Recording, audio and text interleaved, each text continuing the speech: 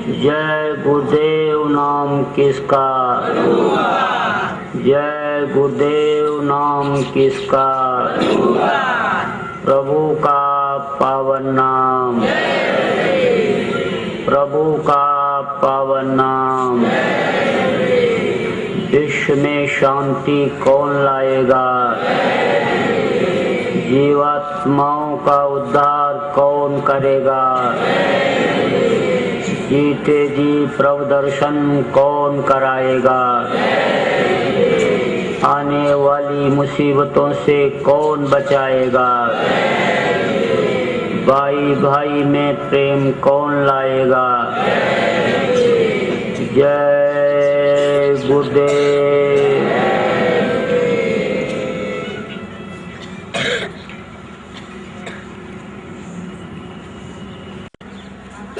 उसके एक लड़का था, जवानी में ही लड़का खत्म हो गया। बुढ़िया को लड़के से बड़ी आशाएं थी, लेकिन आशा पर पानी फिर गया। जब उसका शरीर छूटा तो बुढ़िया रोने चिल्लाने लगी और कहने लगी कि किसी भी कीमत पर कोई भी मेरे बच्चे को बचा ले। कई लोगों से गुहार लगाई तो लोगों ने कहा कि जब खत्म हो गया तो कैसे बचेगा। उसने कहा अगर लड़का नहीं बचा, जिंदा नहीं हुआ, तो मैं भी जान दे दूंगी, मर जाऊंगी। फिर किसी अनुभवी आदमी ने, बुजुर्ग ने कहा कि अच्छा तुम एक काम करो, संतों में बड़ी शक्ति होती है, संत को पावर होता है, वो सब कुछ कर सकते हैं। तो वो देखो पहाड़ी पर एक महात्मा रहते हैं, उनके पास तुम जाओ, वो तुम्हारे बच्चे को जिंदा कर सकते हैं। बुढ़िया गई, महात्मा जी से कहा कि मेरे बच्चे को आप जिंदा कर दीजिए, वापस बुला लीजिए। तो उन्होंने कहा कि बच्चा तो जिंदा तब होगा कि जब मैं सरसों फूंक करके और उसके ऊपर डालूंगा। तो तुम नीचे जाओ, पहाड़ी के नीचे जो गांव है, वहाँ गांव में जाओ और वहाँ से थोड़ा सरसों मांग करके लाना। फिर मैं फूकूंगा, उसको फूक करके डालूंगा लड़के के ऊपर।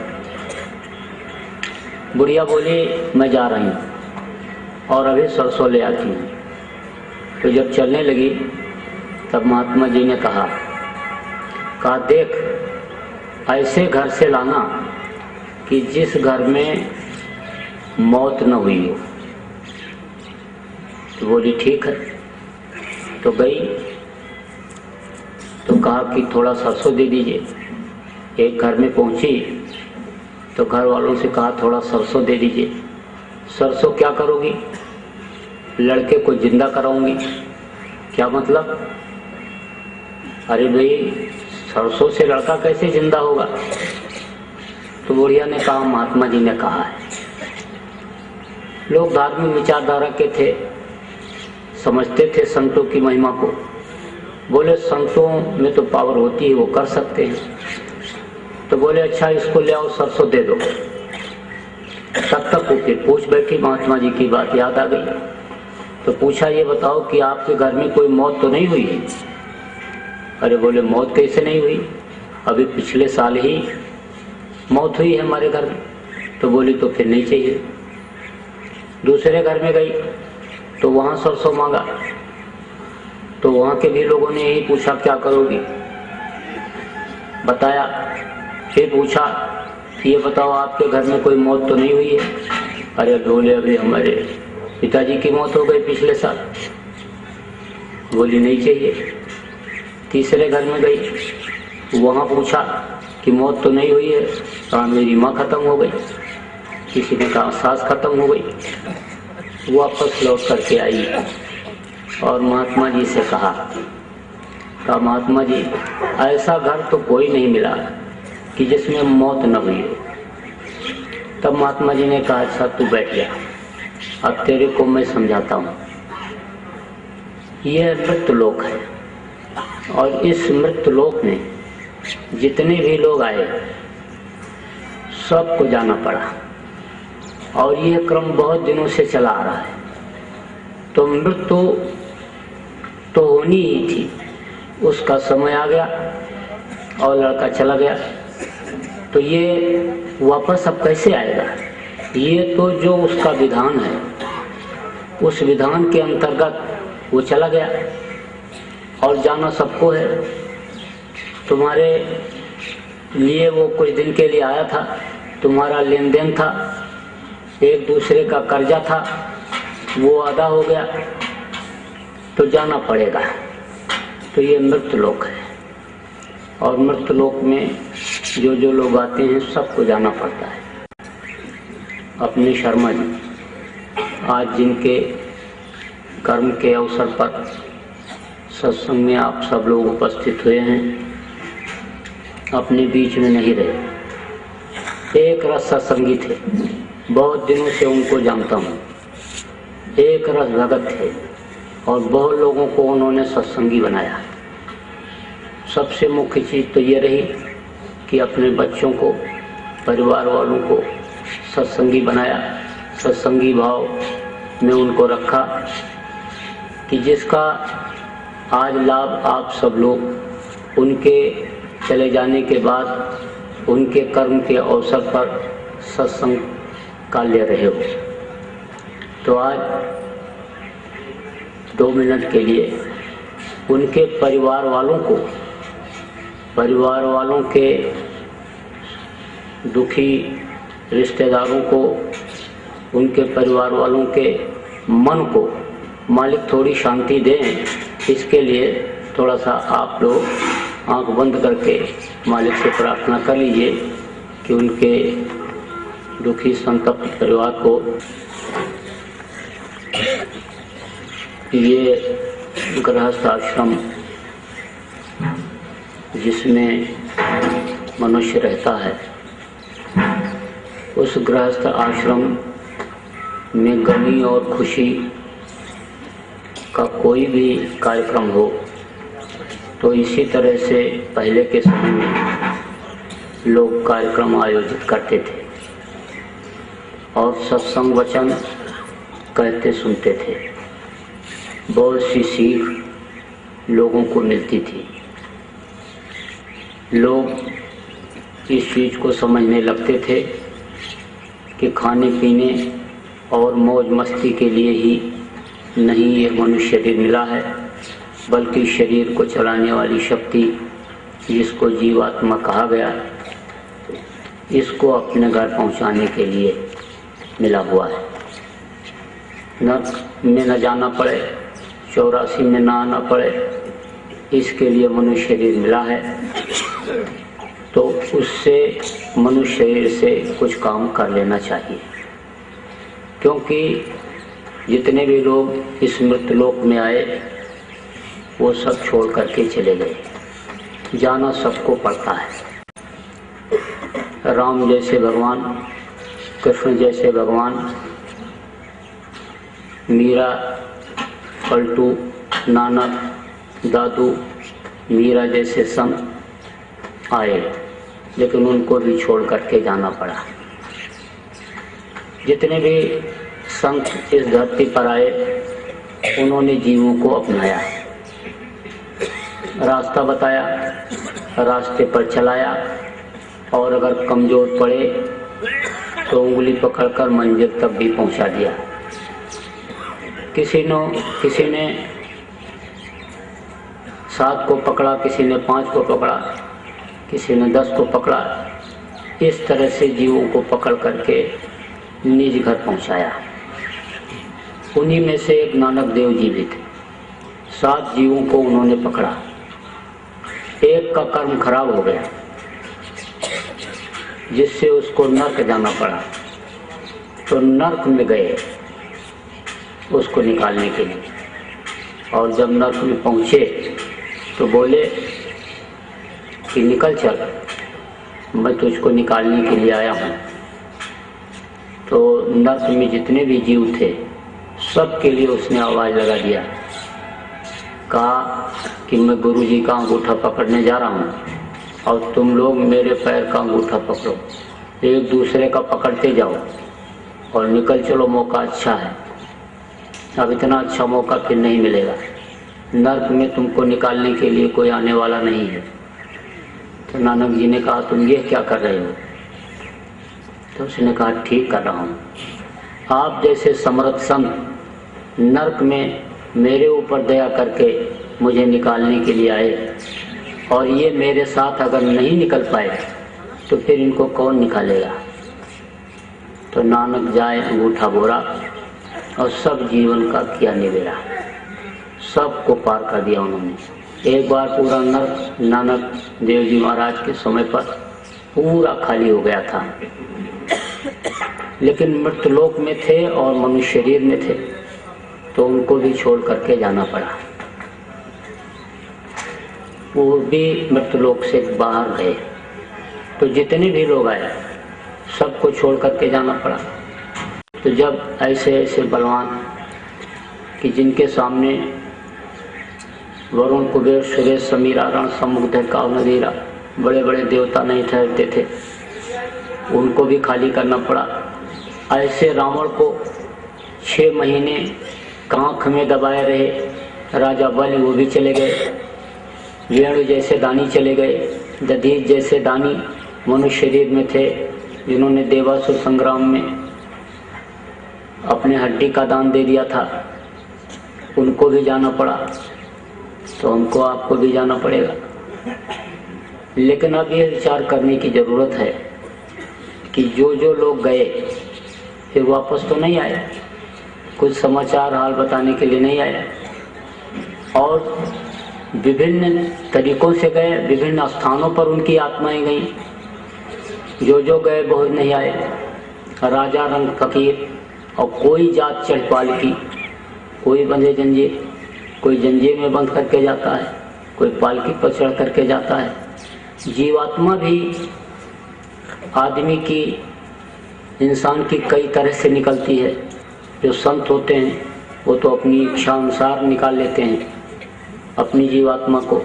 जो साध होते हैं, अच्छे किस्म के लोग होते हैं, उनकी सुषुम्ना फोड़ करके निकलती है, किसी की आँख से निकलती है, किसी की मुंह से निकलती है, किसी की कान से निकलती है।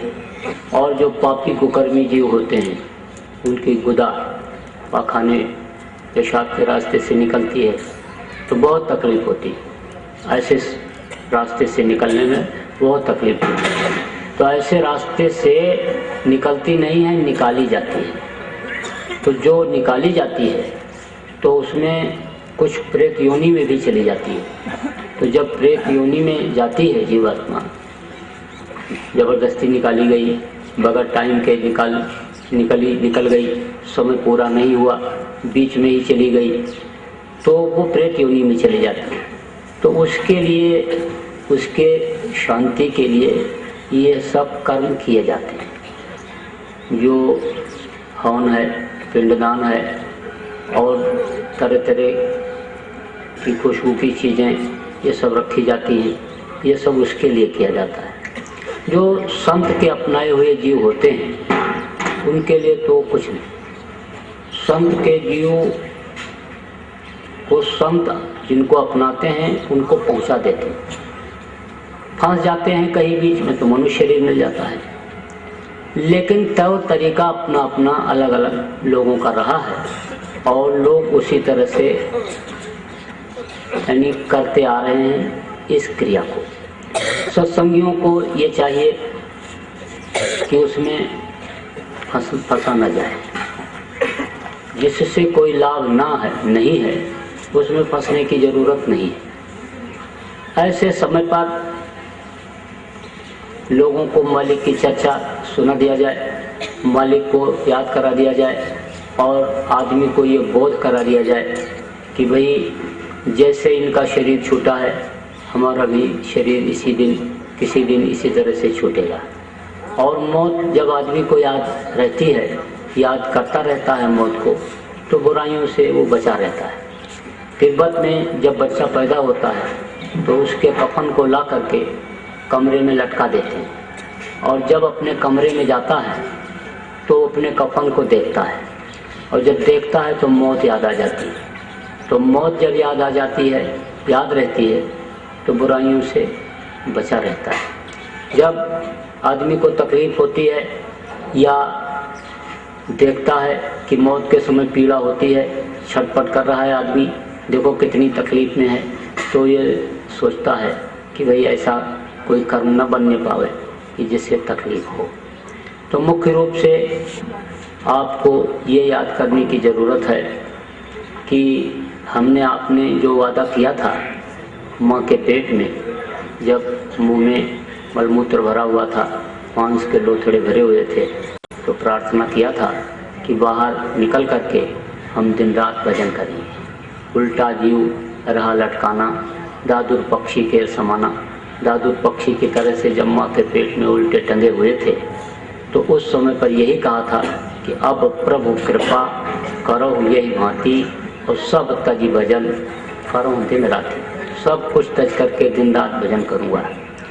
लेकिन बाहर निकलने के बाद वादा भूल गया, और भूलता ही गया। बड़े हुए, पढ़ने लिखने लगे, शादी ब्याह हो गया, बाल बच्चे हो गए, खेती नौकरी दुकान दफ्तर के काम में लग गए, वादा भूलता चला गया। कभी कभी आदमी को होश आता है जब किसी मुर्दा को जलवाने के लिए, गड़वाने के लिए शमशान घाट पर जाता है, और जब तक मुर्दा जलाने की तैयारी होती है तब तक लोग बैठ करके बहुत अच्छी अच्छी बातें करते हैं। कहते हैं क्या गया बेचारी के साथ, सब कुछ यहीं छूट गया। नंगा रह करके, भूखा रह करके धन कमाया, मकान बनाया, बाल बच्चों को पढ़ाया लिखाया, रोजी रोजगार में लगाया, धन पुत्र परिवार मान प्रतिष्ठा वैभव सब कुछ होते हुए कोई भी चीज़ साथ नहीं गई। हंसा अकेले उड़ गया। तो बगल में जो आदमी बैठा रहता है कहता है भाई साहब यही हाल एक दिन सबका होगा। यह ऐसा स्थान है शमशान घाट कि यहाँ एक दिन सबको आना पड़ेगा, यहाँ आने से कोई बच नहीं सकता है। तो बगल में नौजवान बैठा रहता है, सुनता रहता है, कहता है बात तो ये सब लोग सही कह रहे हैं, लेकिन अभी तो हमारी गृहस्थी कच्ची है, बच्चे छोटे छोटे हैं, घर मकान बना नहीं है। घर मकान बना दूं, बच्चों को पढ़ा लिखा दूं, रोजी रोजगार में लगा दूं, गृहस्थी मेरी सेट हो जाए, फिर तो बुढ़ापे में भजन पूजन तपस्या मुझे करनी ही है। पहले भी लोग जाते थे तपस्या करने के लिए बुढ़ापे में, तो मैं भी चला जाऊंगा। क्या है, अयोध्या में ही कुटिया बना लूँगा, हरिद्वार रहने लगूंगा, बद्रिक आश्रम चला जाऊंगा। क्या है, बुढ़ापे में तो यही सब करना है। बस आया और गृहस्थी को सुलझाने लगा, और ये गृहस्थी उलझती चली गई। आज तक किसी की गृहस्थी सुलझी, किसी की नहीं सुलझी, और जितने सुलझाया उतने उलझती गई, और ऐसा फंसा कि निकल नहीं पा रहा है गृहस्थी से। बंदर को जानते हो कैसे पकड़ते हैं? बंदर को पकड़ने के लिए शिकारी जाता है तो एक पतले मुंह की हड़िया ले जाता है, गगरी जिसको कहते हो, और जहाँ पर बंदर रहता है वहीं रख देता है, और बंदर के सामने ही उसमें चना डालता है। बंदर देखता रहता है कि गगरी में चना डाल रहा है, डाल करके चला जाता है। बंदर समझ जाता है कि चना डाल करके चला गया, अब मौका अच्छा है खाने के लिए, तो जाता है उसी घड़े में हाथ डाल देता है बंदर, और चना पकड़ता है मुट्ठी में। तो जब हाथ डाला था तब तो हाथ पतला था, अब जब चना पकड़ा तो मोटा हो गया। अब निकालने की जब कोशिश करता है तो निकलता नहीं, ऊपर नीचे करता रहता, छू छू छू छू बोलता रहता है, लेकिन निकल नहीं पाता हाथ। अगर चना छोड़ दे तब तो हाथ निकल आवे, लेकिन चना के लालच में हाथ नहीं निकाल पा रहा है। शिकारी भी समझ जाता है कि अब ये छोड़ेगा नहीं चना, चने को पकड़ लिया है, लालच में आ गया ये, तो चलता है धीरे धीरे वहाँ से। बंदर भी देखता रहता है कि आ रहा है, शिकारी आ रहा है, चल पड़ा है, पकड़ेगा हमको लगता है, लेकिन चने के लालच में हाथ मुट्ठी खोल नहीं रहा है, हाथ निकाल नहीं रहा है, और आकर के ला करके डाल देता है ऊपर से जाल, पकड़ लेता है बंदर को, ले जाता गांव गांव नचाता है, गांव गांव नचाता है। इंसान देख रहा है कि बाल पकने लग गए, ज्योतियाँ पड़ने लग गई, उम्र इतनी हो रही है, लेकिन गृहस्थी से निकल नहीं पा रहा है, नहीं छोड़ पा रहा है, उसमें समय नहीं निकाल पा रहा है, तो फंस जाता है गृहस्थी, और इसी में समय निकल जाता है। जवानी निकल गई जिसमें कुछ हो सकता है, और ना चाहते हुए आ गई बुढ़ापा, बुढ़ापे में भी कुछ नहीं हो पाता, तो बस समय पूरा हो गया। क्योंकि जितने भी लोग आए सबका समय पूरा हुआ, तो समय तो पूरा ही होना है, और जब समय पूरा होगा तो आएंगे यमराज के दूत। अच्छे कर्म जब नहीं बन पाएंगे तो खाली कराने के लिए आएंगे, और फिर जब उनके भयंकर रूप को जीव देखता है तो रोता चिल्लाता है, काका चाचा नाना पुकारता है, लेकिन उस समय कोई मददगार नहीं होता। जवान लड़का खड़ा रहता, रिश्तेदार खड़े रहते, पड़ोस के लोग खड़े रहते हैं, मदद नहीं कर सकते। तो यमराज के दूत बांधते हैं इस जीवात्मा को, कांटेदार तार में बांधते हैं, और ऐसे रास्ते से ले जाते हैं कि ना रास्ते में कोई तालाब है, न कोई पोखरा है, न कोई बावली है कि जहाँ पर यह जीव आराम कर सके। तपते हुए तवे जैसी जमीन पर से, खौलते हुए बालू पर से, खींचते घसीटते हुए ले जाते हैं। डांस, मच्छर, मक्खी सब मिलते हैं जिनको लोग मार करके खा जाते हैं। ऐसे जानवर भी बदला लेने के लिए वहाँ मिलते हैं, दांत से नोच लेते, पंजा मार देते हैं, लहू लसान, खून से लथपथ जीवात्मा यमराज के सामने पहुँचती है। यमराज के दूत ले जा करके पेश करते हैं। तब यमराज पूछता है कि तुमने ऐसा पाप क्यों किया जिससे तुमको यहाँ आना पड़ा? तो वो कहता हम तो कोई पाप किए ही नहीं, क्योंकि परसों किए थे कल भूल गए, और कल किए थे आज भूल गए, और आज कर रहे कल भूल जाएंगे। भूलने की एक आदत बन गई। तो वो तो कहता हमने कभी कुछ किया ही नहीं। लेकिन कबीर साहब ने कहा कि साजन से चोरी नहीं चली।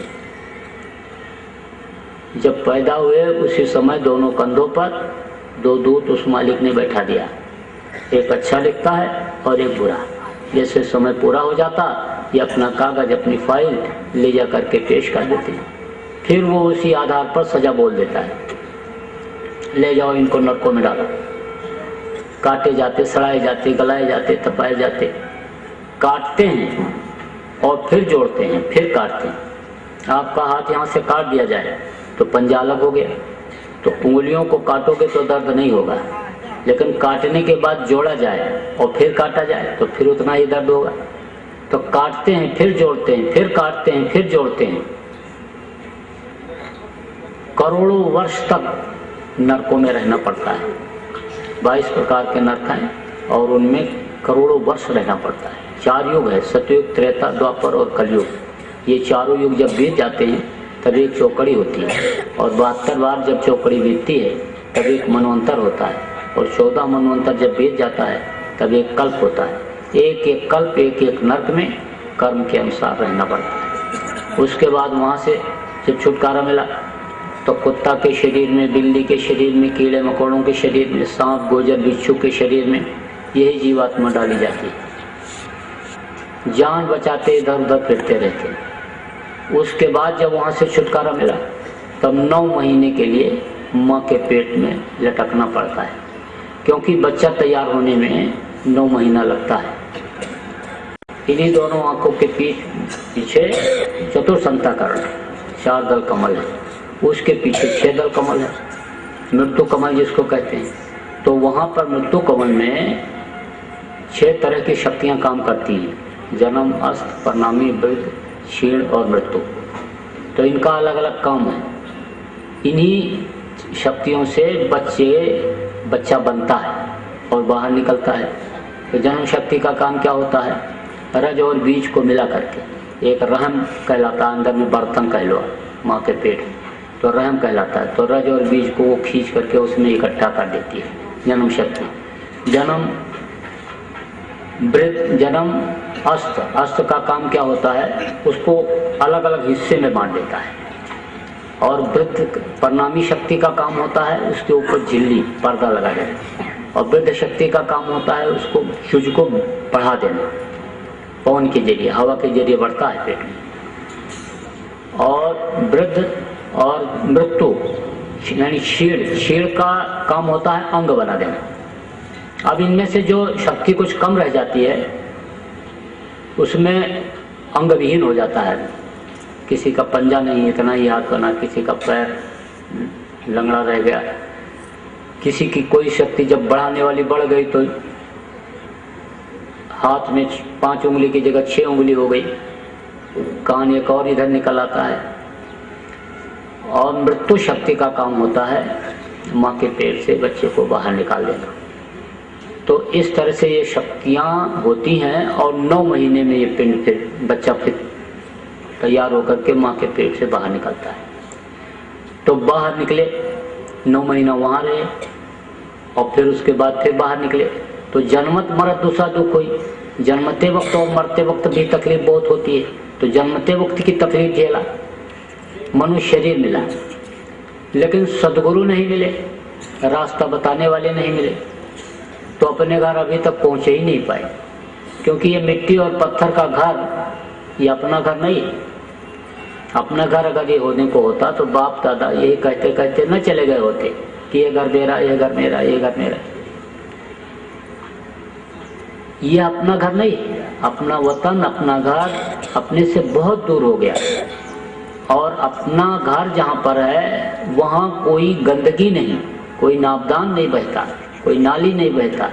वहाँ तो सुंदरता ही सुंदरता है, खुशबू ही खुशबू है, आनंद ही आनंद है। जमीन नहीं है लेकिन महल बने हुए हैं, मणियों मोतियों से जड़ित वो महल दिखाई पड़ते हैं, कंगोरे दिखाई पड़ते हैं।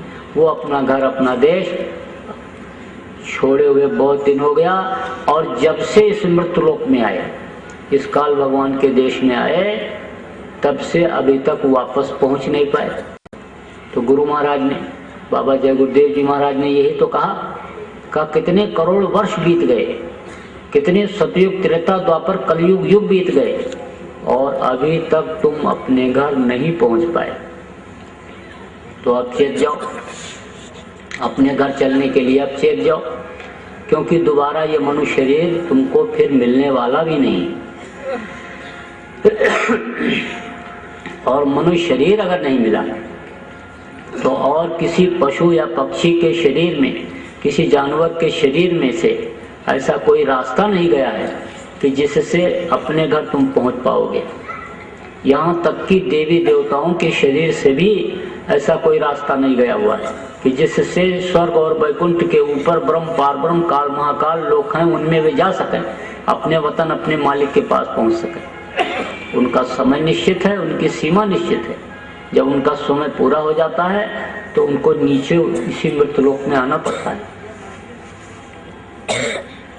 संत क्या करते हैं, जीवों पर जब दया करते हैं और दया की दृष्टि सदगुरु जब अपने अपनाने वाले जीवों पर डालते हैं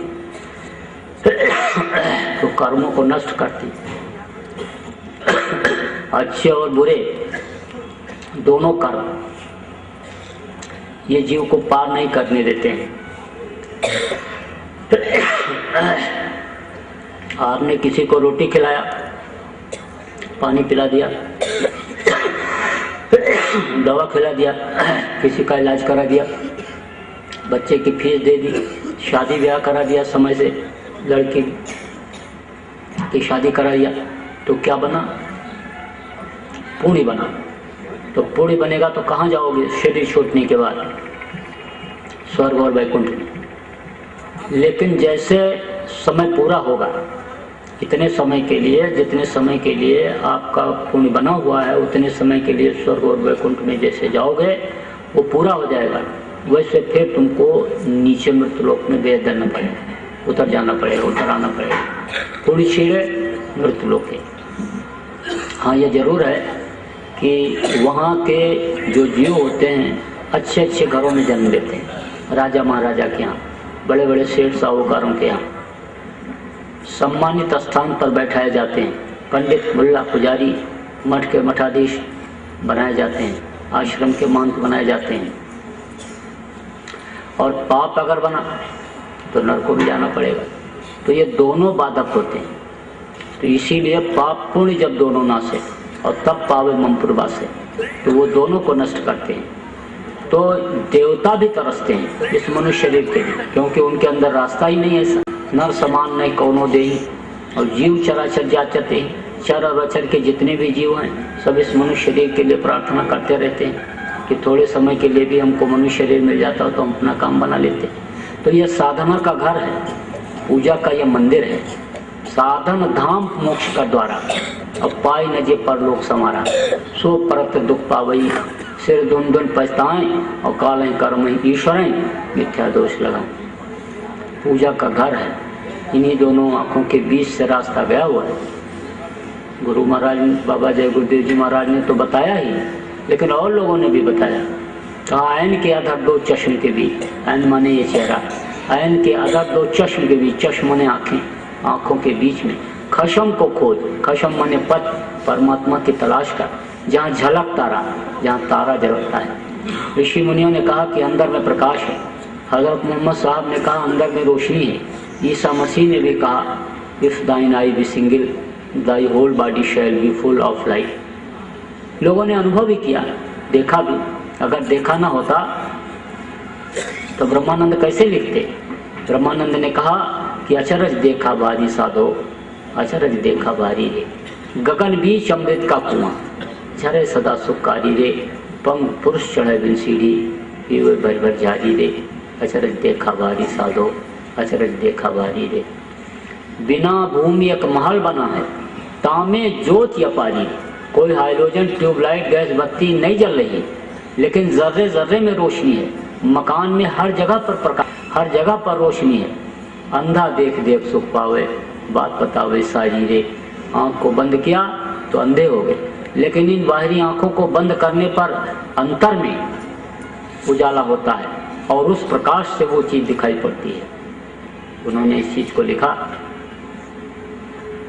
अचरज देखा बारी साधो, अचरज देखा बारी रे, बिना भूमि एक महल बना है, तामे ज्योति पारी। कहा गगन बीच अमृत का कुआं। उन्होंने कहा कि गगन के बीच में अमृत का कुआं है, जहां से अमृत की बरसात 24 घंटे होती रहती है। अब आप कहोगे कि अमृत की बरसात जब 24 घंटे होती रहती है तो हम उस अमृत की बरसात को पी करके अमर क्यों नहीं हो जा रहे?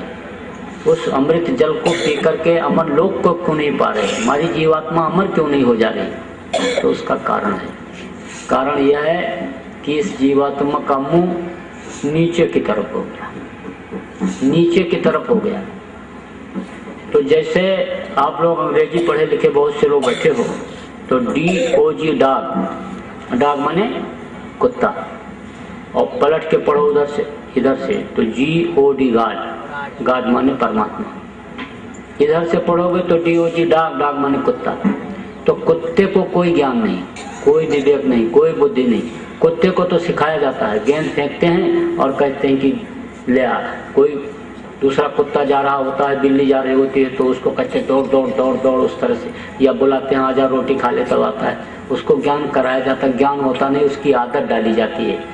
तो इसी तरह से ये जीवात्मा, इसका मुंह जब नीचे की तरफ हो गया इस समय कलयुग में, तो ये अपनी ताकत को भूल गई, इसमें कोई शक्ति नहीं रही। अगर इसको घुमा दिया जाए उल्टा, जैसे कहा गया DOG डॉग और GOD गाड, उधर से पढ़ो, तो अगर घुमा दो इधर नीचे की तरफ से, उस मालिक की तरफ लगा दो उधर, सोए जाने ते देव जनाई, और जानत तुम्हें हो जाए। परमात्मा की पूरी शक्ति इस जीवात्मा में आ जाती है, पूरी ताकत इस जीवात्मा में आ जाती है जब उस मालिक की थोड़ी सी झलक मिल जाती है, गर्मी ठंडी मिल जाती है। बड़े बड़े देवी देवताओं की यह रचना कर सकती है, स्वर्ग वैकुंठ ये जीवात्मा बना सकती है, अनंत ब्रह्मांड बना सकती है।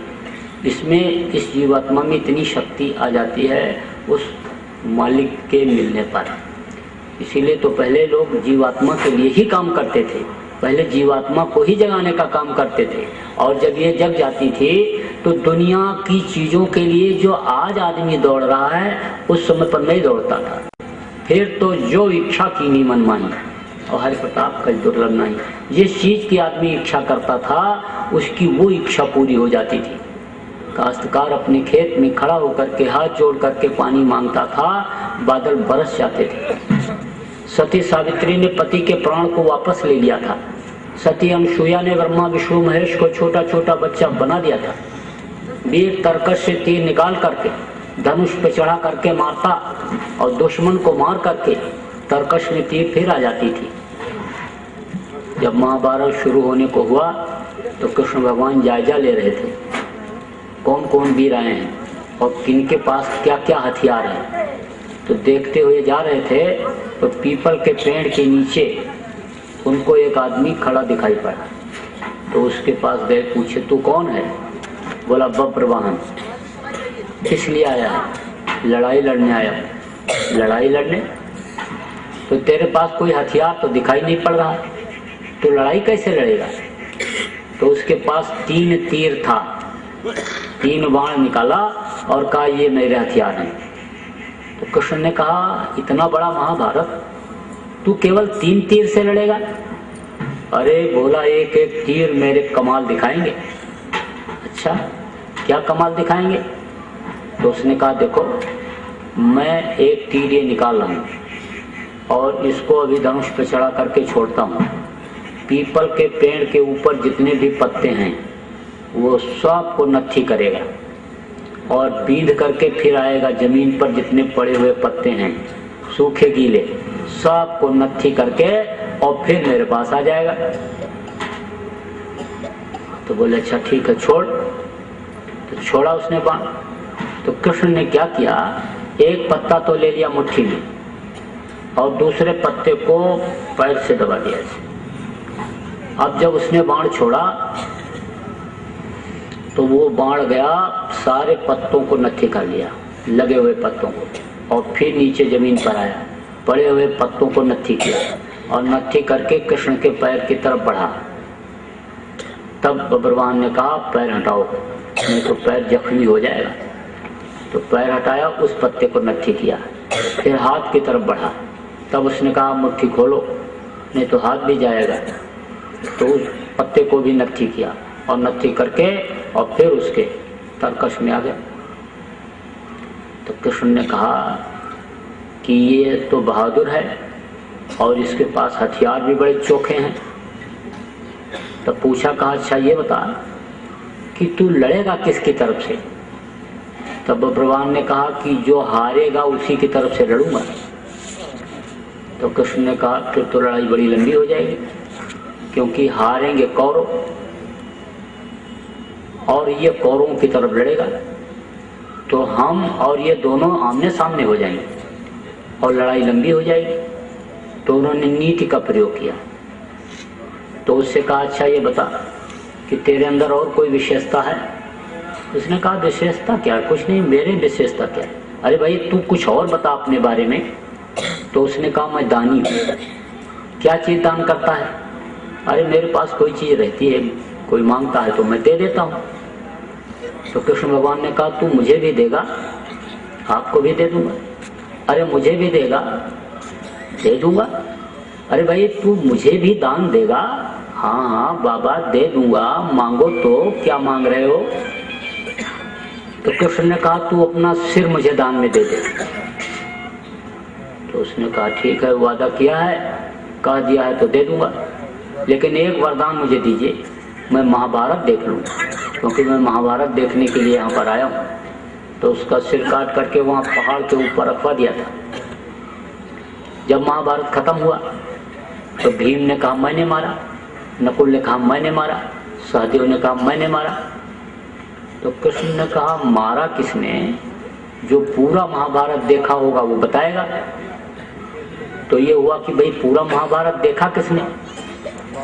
तो बताया कि देखा बब्रवाहन ने, उसने वरदान मांगा था महाभारत देखने के लिए, तो उसके पास ले गए।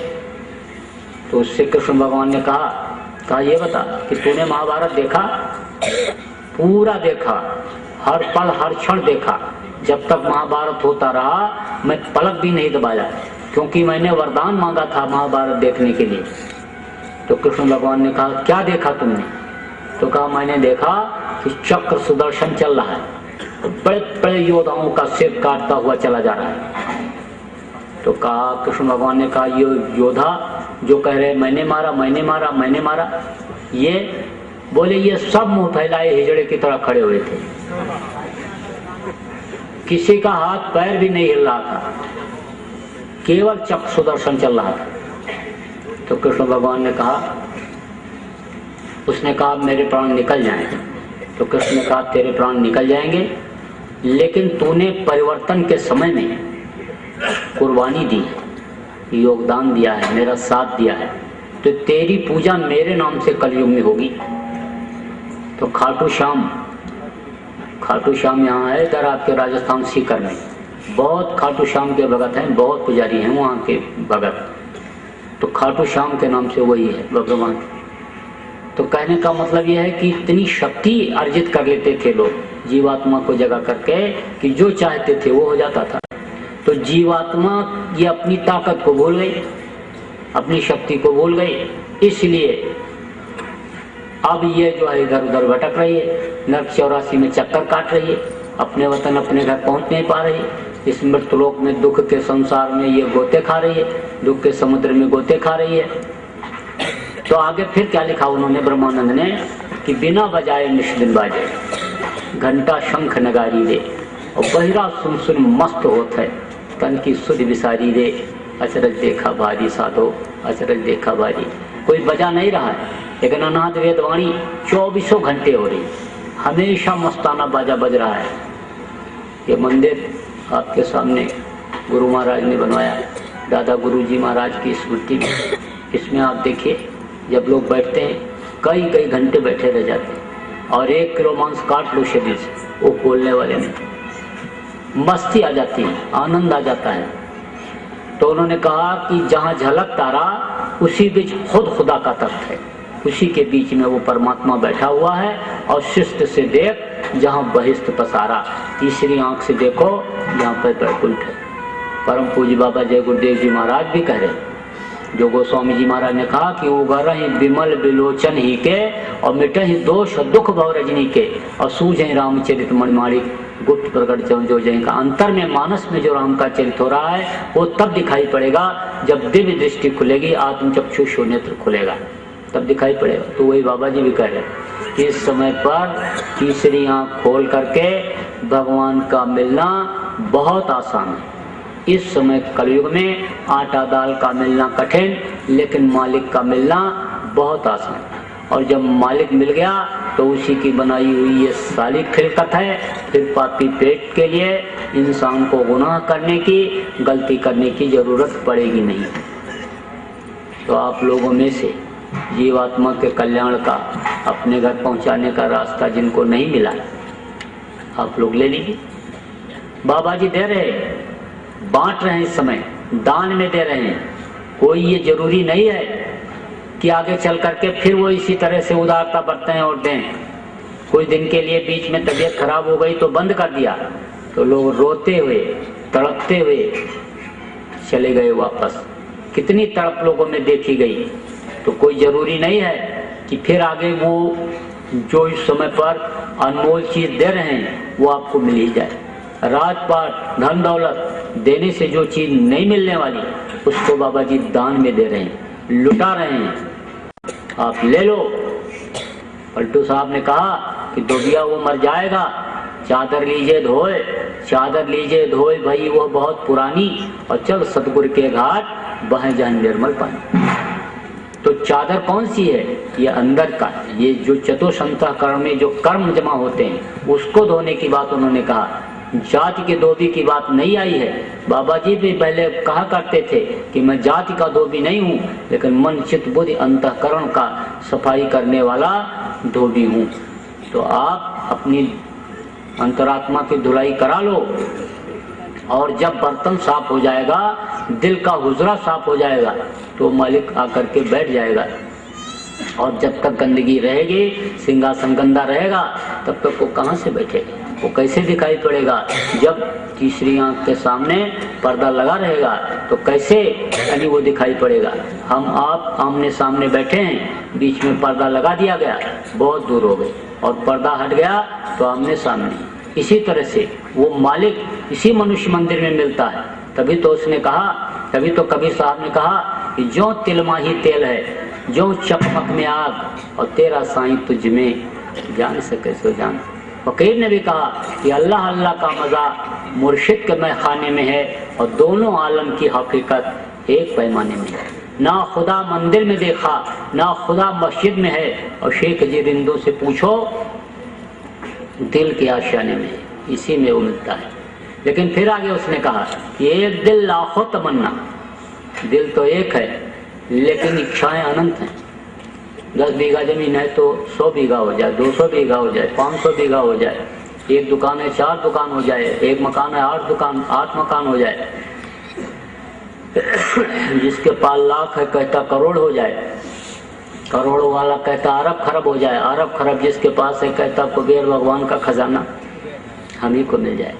तो एक दिल लाखों तमन्ना, उस पे फिर इतनी हविश, फिर ठिकाना है कहाँ उसको बिठाने के लिए। तब फिर उसने कहा कि दिल का हुजरा साफ कर, जाना के आने के लिए, जाना माने वो मालिक परमात्मा, और ख्याल गैरों का हटा, थोड़ी देर के लिए दुनिया की तरफ से ध्यान को हटाओ, ख्याल दुनिया, ख्याल औरों से हटाओ उसको बिठाने के लिए, क्योंकि एक म्यान में 2 तलवार नहीं रह सकती। दीन भी ले लो और दुनिया भी ले लो, तो दोनों काम एक साथ कैसे होगा? लेकिन दीन को अगर पालो, मालिक को पालो, तो दुनिया तो अपने आप मिलेगी। तो आप जिनको रास्ता नहीं मिला, आप रास्ता ले लो। अभी पूनम आ रही, और अगर यहाँ आश्रम पर बाबा जी रहे मथुरा में, तो पूनम को नामदान देते हैं, आपको मिल जाएगा। नहीं, जहाँ जैसे मौका मिले, चूकने की जरूरत नहीं है, क्योंकि ये जो दिन और रात आते हैं ये क्या हैं? चूहे हैं। ये उम्र को काट करके ख़त्म कर दे रहे हैं। माँ कहती मेरा बेटा 10 साल का हो, आज उसका जन्मदिन है, पूरी मिठाई बनाओ, खाओ, खिलाओ। बाप कहता नाचो गाओ, भाई कहते नाचो गाओ, जश्न मनाओ, खुशी मनाओ, जन्मदिन है। लेकिन ये नहीं मालूम कि 10 साल उम्र कट गई, ख़त्म हो गई। तो ये जो दिन और रात हैं, ये चूहे उम्र को काट के ख़त्म कर देते, और जैसे सांसों की पूंजी खत्म हुई है, दड़ाम से गिर जाएगा, फिर तो इसको इसकी कोई कीमत नहीं रही। और जानवरों की, पशु पक्षियों के यानी मृतक शरीर की कीमत रहती है, लेकिन आदमी के, मानुष के शाम कोई काम नहीं आया तो ये किसी काम का नहीं रह जाता। 2 घंटे भी घर में नहीं रहने देते, कहते जल्दी करो, निकालो, नहीं तो मिट्टी खराब हो जाएगी। और अब समय वो निकल गया कि बाप के सामने लड़का मर जाता था तो राजा से हिसाब हो जाता था कि बाप बैठा है, लड़का खत्म क्यों हो गया। अब तो इस वक्त पर आदमी घर से निकले, कोई गारंटी नहीं है कि 2 घंटे के बाद अपने घर में ठीक ठाक वापस आ जाएगा। अकाल मृत्यु जग माही व्यापक प्रजा बहुत मरे। तो ऐसे समय में आत्मा के लिए कुछ करना जरूरी है। और आप लोग जिनको, बहुत से लोगों को नामदान मिल गया, आप लोग भजन करो, नियमित रूप से करो। जो गुरु महाराज ने कहा 1 घंटा सुबह अपने अपने घरों में समय निकालो, तो आप नियमित रूप से समय निकालो, और शाम के समय एक जगह इकट्ठा हो जाओ। गांव में, मोहल्ले में, किसी दिन किसी के यहाँ, दूसरे दिन दूसरे के यहाँ, तीसरे दिन तीसरे के यहाँ इकट्ठा हो गए, और वहाँ एक प्रार्थना बोले, और आधा घंटा ध्यान, आधा घंटा भजन कर लिया। आश्रम पर आप जो लोग रहते हो, यहाँ सुबह शाम प्रार्थना ध्यान भजन का कार्यक्रम वो चलता है, आप उसमें जरूर शरीक हुआ करो, बैठा करो, घाट पर जरूर बैठो। बैठोगे तो पार करने वाले को भी दया आ जाएगी, पार कर देगा। और बैठोगे ही नहीं, आलसी कर जाओगे, तो कैसे बात बनेगी? तो खेल खेल में भी बात बन जाती है। जैसे सिनेमा की रील चलती है, ऐसे कर्मों की रील चलती है। तो कभी तो बहुत अच्छे भाव रहते हैं कि अरे भजन कर लिया जाए, क्या है जीवन में, पता नहीं कब आँख बंद हो जाए। अब उसके बाद में अब ये जो सतोगुणी रील चल रही है, अब उसके बाद रजोगुणी रील आई।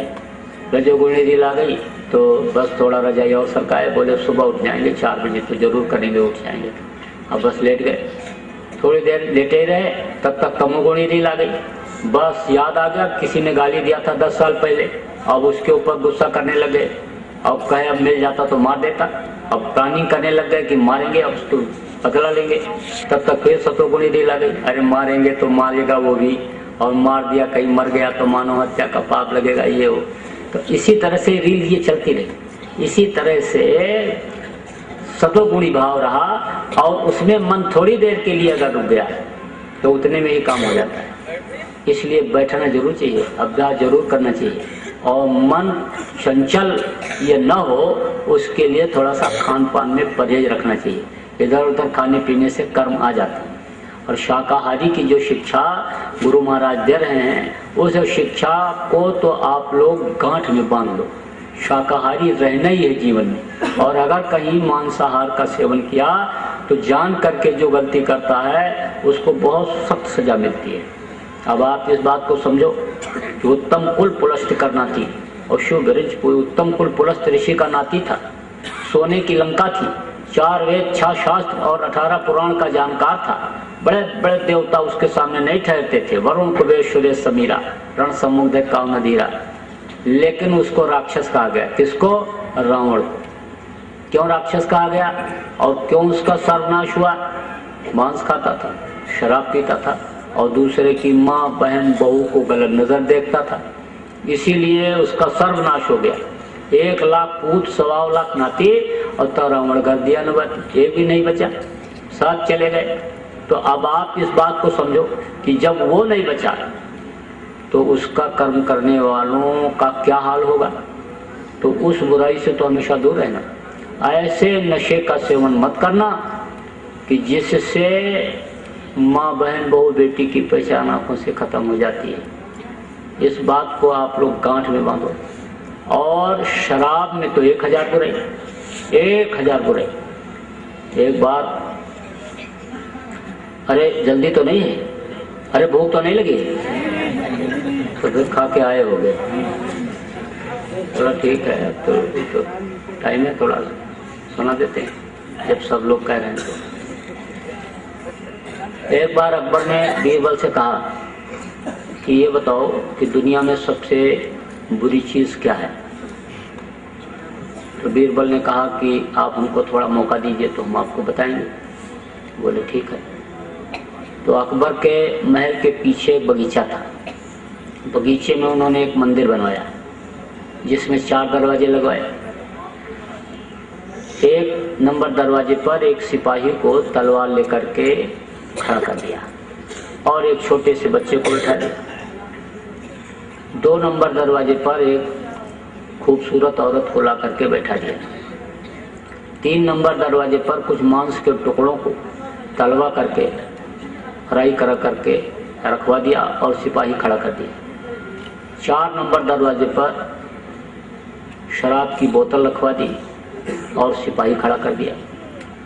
जब इतनी कार्रवाई पूरी हो गई तो शहर के प्रतिष्ठित साधु को उनके चेला के साथ बीरबल ने बुलवाया।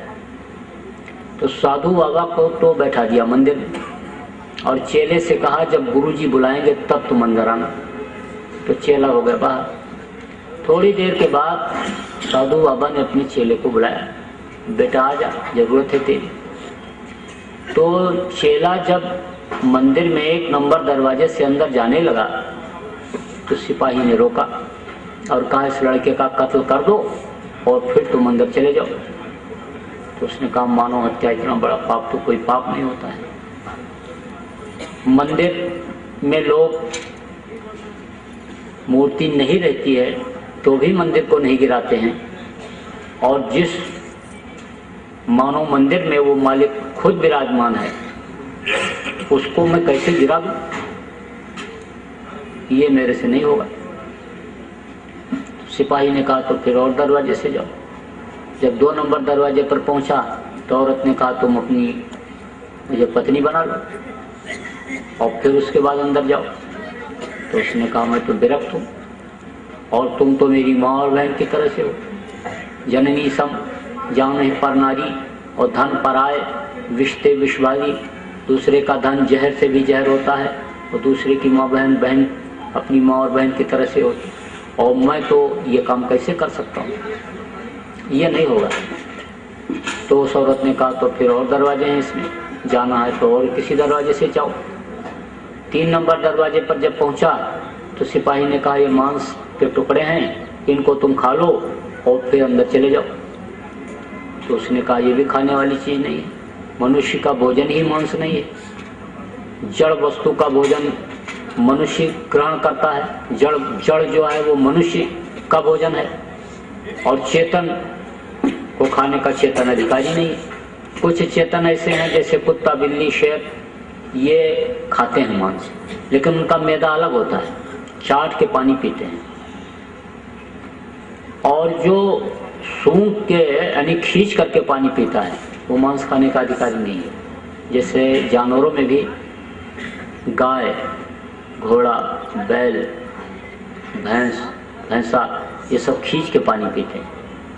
तो ये इनके आगे मांस आप डाल दो तो ये सूंघ करके छोड़ देते। एक खींच के पानी पीने वाला आदमी ही ऐसा है कि जो कुछ नहीं सूंघता, सब खाता दबाता चला जाता है, बाकी जानवर भी सूंघ करके छोड़ देते।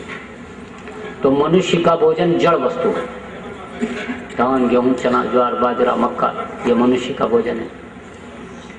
मांस खाने वाले का हमेशा दिमाग गर्म रहता है, खून में इतनी गर्मी रहती है कि कुछ भी कभी भी कर सकता है।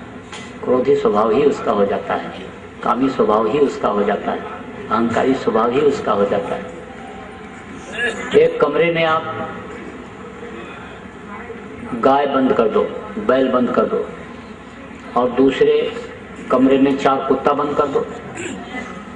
जिसमें 4 बैल आपने बंद किया, गाय बंद किया, उसमें आप चारा डाल दो, तो रात भर चारा खाएंगे, वो जुगाली करेंगे, गोबर करेंगे, आराम से बैठे रहेंगे, और सुबह जब दरवाजा खोलोगे तो आराम से निकल जाएंगे। लेकिन जिसमें आपने कुत्ता बंद किया उसमें बढ़िया से बढ़िया खाना आप डाल दो, तो उसको अच्छा से अच्छा खाना खाएंगे भी, और रात भर ज्यों ज्यों करेंगे, और सुबह जब दरवाजा खोलोगे तो किसी का पैर कटा रहेगा, किसी पूंछ कटी रहेगी, किसी कान कटा रहेगा, नोचेंगे एक दूसरे को गर्मी से। तो मांस मनुष्य का भोजन नहीं ग्रहण करना चाहिए।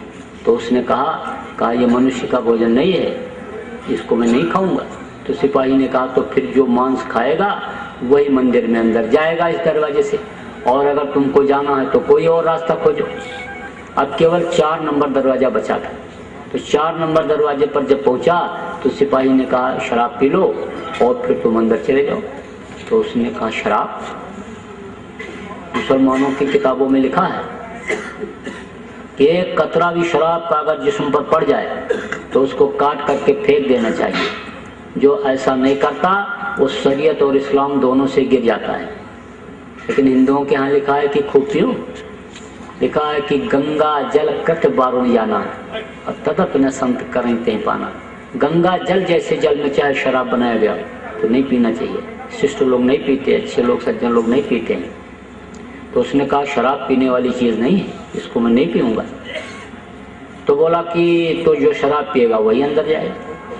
तब तक गुरुजी की आवाज़ अंदर से आ गई, अरे बेटा तू कहाँ रह गया, तेरी मुझे ज़रूरत है। उसने कहा गुरु जी को मेरी ज़रूरत है? मुझ ना चीज़ की ज़रूरत गुरु महाराज को, और मैं उनके ज़रूरत के मुताबिक समय से न पहुँच पाऊँ, लेकिन मैं करूँ क्या करूँ? बोला गुरु जी मैं तो फंस गया, क्या करूँ? गुरु जी ने कहा जैसा तेरा विवेक काम करे, बुद्धि काम करे, तू कर ले बेटा, तेरी मुझे ज़रूरत है। अब उसने सोचा पानी ही तो है, लाओ पी ले। शराब तो पानी है, क्या है, पी ले। पी लिया। अब पी लिया तो नशे में आ गया।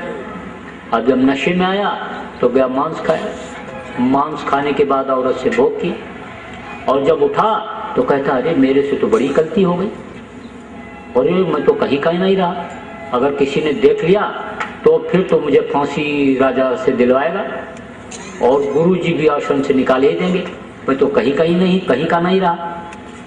अब इधर उधर देखा तो कहीं कोई नहीं दिखाई पड़ा, क्योंकि जितने सिपाही और दरवाजे पर लोग थे सबको अंदर बीरबल ने बुला लिया था। 1 नंबर दरवाजे पर वही लड़का बैठा हुआ था, तलवार वहीं रखी हुई थी। तो इसने देखा तो कहा कि लड़के ने ही देखा है और यही लोगों से कहेगा। तो तलवार भी रखी है, कोई देख भी नहीं रहा, तो न रहे बांस और न बजे बांसुरी, उठाओ तलवार और लड़के को खत्म कर दो। जब गया लड़के को जब मारने के लिए तलवार उठाया, तब तक बीरबल आया अंदर से हाथ पकड़ लिया। बोले बस अब खेल खत्म हो गया। अकबर से बीरबल ने कहा हुजूर आपने देखा?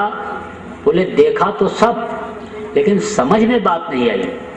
तब बीरबल ने कहा कि हुजूर एक दफा आपने मेरे से ये पूछा था कि सबसे बुरी चीज दुनिया में क्या है, तो सबसे बुरी चीज है शराब। जो शराब पीता, मांस खाता, व्यभिचार करता, खून कत्ल करता, जमीन जायदाद बेचता, वादा खिलाफी करता है, 1000 बुराई शराब। इसलिए आप लोगों में से अगर सोहबत के असर से किसी को पीने की आदत भी बन गई हो तो आज दान में दे दो हमको, आज संकल्प बना लो, छूट जाएगा। संकल्प में बहुत बड़ी शक्ति होती है। संकल्प ही कार्य को पूरा करता है। जब संकल्प बनाया भगत सिंह ने, चंद्रशेखर, अशफाकुल्लाह खां, राजेंद्र लाड़ी ने कि हमको देश को आजाद कराना है, तो संकल्प ने देश को आजाद कराया। बदले में चाहे उनको फांसी का फंदा ही क्यों न मिला, लेकिन देश आजाद हो गया। जब संकल्प बनाया हनुमान ने कि हमको धर्म की स्थापना करवानी है, तो जब लंका में गए और पूंछ में आग लगाया जाने को हुआ तो तनिक नहीं घबराए। राम काज कीने बिना मोह कहाँ विश्राम। तो जो उनका संकल्प था राम काज कीने बिना मोह कहाँ विश्राम, मिश्री के अंदर रस्सी पड़ी रहती है, टुकड़ा पड़ा रहता है बांस का, वो भी मिश्री के भाव बिकता है। 400 रुपया किलो मिठाई दुकान से खरीदो तो दुकानदार डिब्बे में रख करके 400 रुपया के भाव उस डिब्बे को भी तोल देता है, क्योंकि डिब्बे में मिठाई रहती है। तो इसी तरह से संग का असर होता है। इसीलिए कहा गया बुरे का संग नहीं करना चाहिए।